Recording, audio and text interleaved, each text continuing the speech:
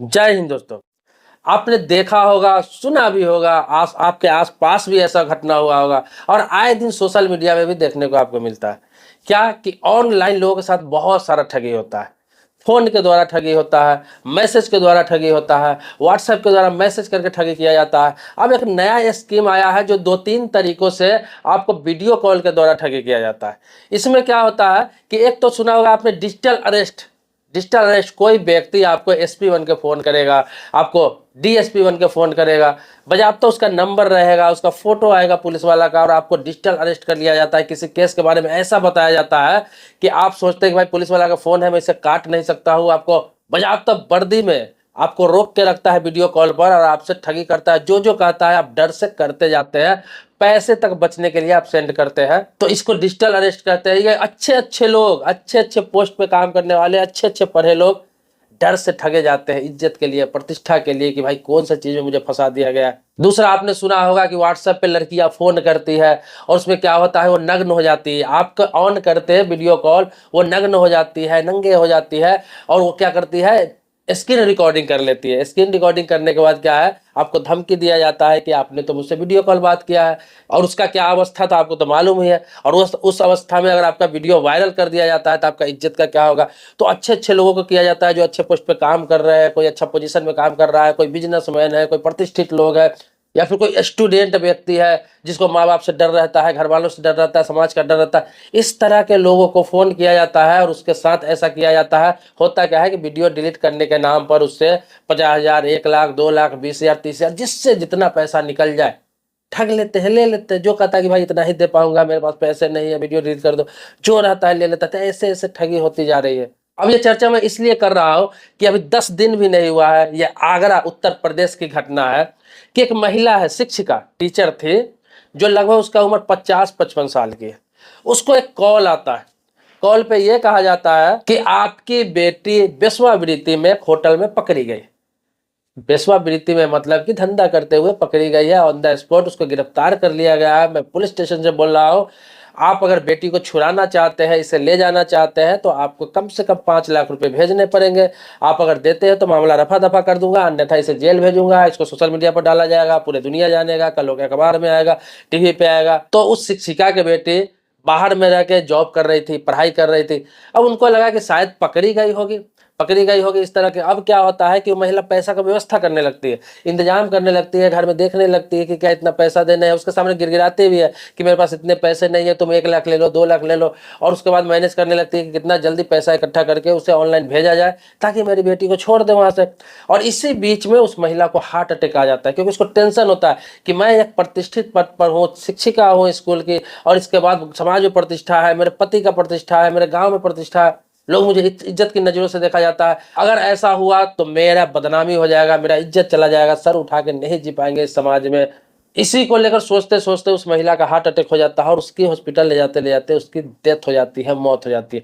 समझिए कैसे स्कैमर लोग जान तक लोग का ले रहे हैं, जबकि ये सच्चाई नहीं था। पता चला उसकी बेटी तो अपने काम में लगी हुई है, जिस काम से गई थी उस काम में है। और देखो इस प्रकार से, इस तरीके से फोन करके अगर वो महिला डर जाती, अगर कुछ नहीं होता तो शिक्षिका थी, पैसा 1 लाख हो, 50,000 हो, 2 लाख हो, भेज ही देती, भेजने के लिए तैयारी कर ही रही थी। लेकिन उनको समाज के डर से उनका हार्ट अटैक आ गया और वो चली गई। तो इस तरह से अभी डिजिटल ठगी हो रहा है। ये नए नए तरीके लोग इजाद कर रहे हैं। तो आपको इसलिए मैं जागरूक कर रहा हूँ, अवेयर कर रहा हूँ, बता रहा हूँ ये चीजें कि ये सब आम होता जा रहा है। हर किसी के फोन पे आजकल आने लगा है। मैं आपको बता दूं वो लोग क्या करते हैं कि सैकड़ों की संख्या में फोन करते हैं, डेली हजारों की संख्या में लोगों को फोन करते हैं। उसको पता है कि सैकड़ों की संख्या में फोन करेंगे, उसमें 4-5 लोग भी अगर सत्य मान के ठगी में पकड़ा गया तो मेरी 2-4 लाख, 5 लाख की डेली की कमाई हो जाती है। उनकी टीम होती है, सारे चीज नंबर जो होते हैं इस हिसाब से वो निकाल रखे होते हैं कि न उसका नंबर का कभी ट्रेस किया जा सकता है, न उसका नंबर का एड्रेस पता लगाया जा सकता है। इस तरह से फर्जी डॉक्यूमेंट्स पर वो अपना सिम वगैरह लेते हैं। फर्जी डॉक्यूमेंट्स का मतलब ये नहीं हुआ कि फर्जी डॉक्यूमेंट्स बनाते हैं, क्योंकि अभी तो बिना फिंगर का सिम मिलता नहीं है। होता क्या है, वो लोग ऐसे कोई बेवकूफ व्यक्ति को पकड़ लेते हैं, किसी अनजान व्यक्ति को, कोई ऐसा व्यक्ति है जो कोई मजदूर टाइप का हो, अनपढ़ हो, इस तरह का कहीं मिलता है, उसको बहला फुसला के या फिर किसी प्रकार से स्कैम करके ऐसा सिम निकाल लेते हैं, फिंगर उंगर लेके गलत तरीके से, ताकि कल होके कुछ पकड़ा जाए तो वही पकड़ा जाए, उससे पूछताछ हो, बाद में लिंक ही पता न चले। और मोबाइल भी इस तरह से यूज करते हैं कि एक मोबाइल को लोग दोबारा यूज नहीं करते हैं कि IMEI नंबर से उसको ट्रेस किया जा सके, क्योंकि उसमें दूसरा सिम वो डालते ही नहीं है, फ्रॉड वाले सिम ही डालते हैं और उसी को इस्तेमाल करते हैं। तो इस तरह से पूरा तैयारी के साथ, टीम के साथ वो लोग फ्रॉडिंग कर रहे हैं आजकल, और ये आम बात हो गया हुआ है। तो किसी स्टूडेंट के वाली आपके बच्चे हैं, उसके पास अगर फोन आ जाए इस तरह का, या फिर कोई गार्जियन के पास आ जाता है, आपका बच्चा बाहर गया हुआ है या बाहर में रह के काम करता है, बाहर में रह के पढ़ाई करता है, आपके पास फोन आ जाता है कि आपका बेटा पकड़ा गया है किसी स्कैम में, किसी कोठे में पकड़ा गया है, या फिर दारू पी के स्मैक पी के कहीं पे पकड़ा गया है, या फिर मार पीट करके पकड़ा गया है, अगर आप इतना पैसा नहीं देते हैं तो इसको जेल भेज दूंगा, या फिर ये सजा होगी, आप मामला रफा दफा करना चाहते हैं तो इतना पैसा भेजिए। इस तरह के लगातार मामले आ रहे हैं, लोग सोशल मीडिया पे देख भी रहे हैं, लेकिन बहुत लोग जागरूक है, बहुत लोगों को पता नहीं है ये सब चीज़ें।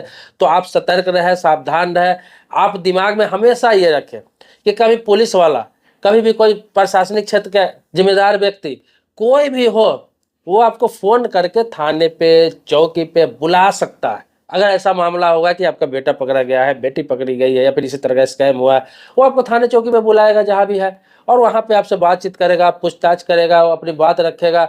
ये वीडियो कॉल करके डायरेक्ट आपसे पैसा मांगना, या फिर डायरेक्ट धमकाना, डायरेक्ट कंप्रोमाइज करने की बात करना, ये ओरिजिनल कभी भी हो ही नहीं सकता है, ये हकीकत कभी हो ही नहीं सकता है। क्योंकि सबको पता है कि आजकल स्क्रीन रिकॉर्डिंग होता है, कॉल रिकॉर्डिंग होता है। अगर पुलिस वाला इस तरह के करने लगे तो लोग कॉल रिकॉर्डिंग कर लेगा, स्क्रीन रिकॉर्डिंग कर लेगा, और क्या होगा कि अगर बात सत्य भी होगी तो ये बंदा को सजा हो ना हो, उसकी तो नौकरी चली जाएगी, उसको सजा हो जाएगी उल्टे। तो ये ओरिजिनल लोग ऐसा कर ही नहीं सकते। आपको सीधा समझना चाहिए कि इस तरह के कॉल अगर आ रहा है तो 100% फ्रॉड है।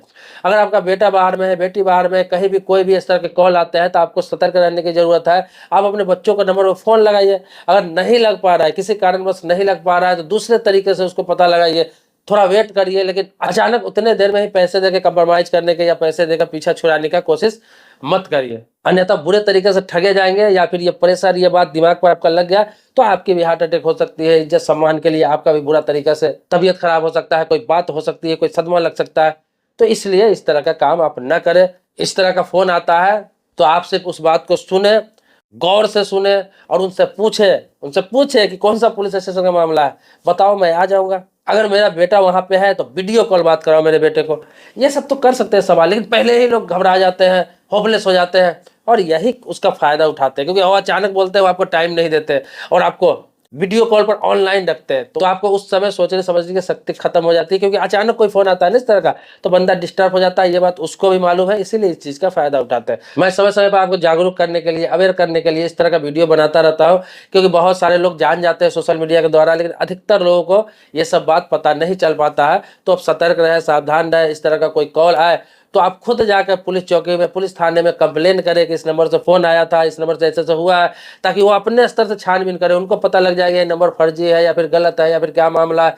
आप डायरेक्ट पैसे देने का कोई काम ना करें, डायरेक्ट कोई एक्शन ना लें, अन्यथा इसी तरह आप मुसीबत में पड़ते जाएंगे और अपना पैसा ठगाते जाएंगे, और आपके साथ स्कैम इसी प्रकार से होता रहेगा।